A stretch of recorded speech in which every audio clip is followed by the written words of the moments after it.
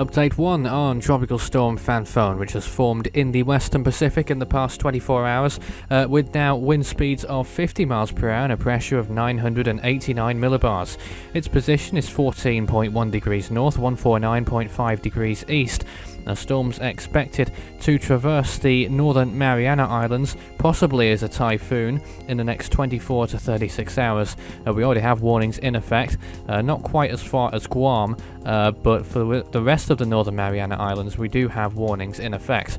The storm also poses a long-range threat to the continental part of Asia, Taiwan, all the way through to the mainland of Japan. Could possibly see the arrival of this storm in the next few days, depending on which model you go by. But we'll take a look at all that a little bit later on, but the storm could develop into a very strong system indeed, Category 4 possibly. So, a typhoon watch is in effect for the islands of Alamagana and Pagan, and tropical storm warnings in effect for Tinian, Saipan, and the two I just mentioned under typhoon watch as well. The white drawing there is the predicted path of the storm in the next few days, in between the islands of the island of Saipan and the northernmost Mariana Islands, expected to cross in between those, but could go either way to the side of those.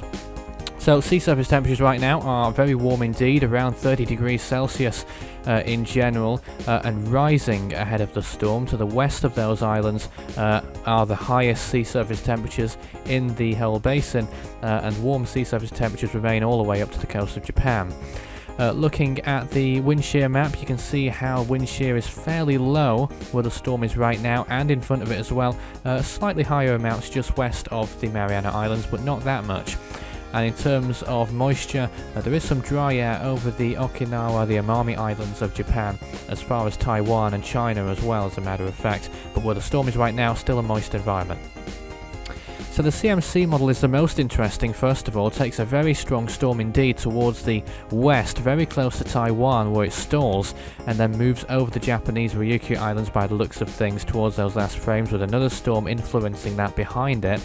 GFS model is more straightforward. After passing through the Mariana Islands, the storm curves towards the northeast, clipping the southeasternmost part of mainland Japan before moving off out to sea. So just like the last storm, Kamuri, just off to the west a little bit more.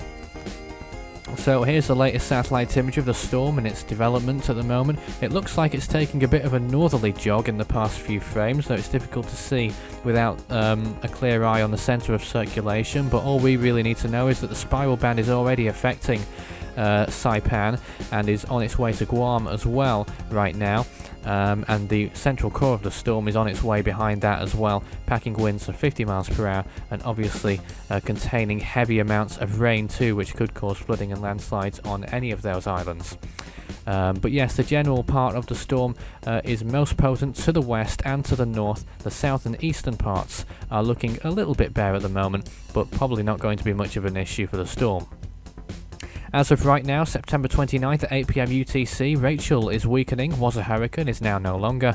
Invest 90E likely to form in the eastern Pacific. 97L had a medium chance, but that's dropped in the past few hours. And of course we have the two western Pacific storms and an Invest in the southern Indian Ocean, which is not likely to form.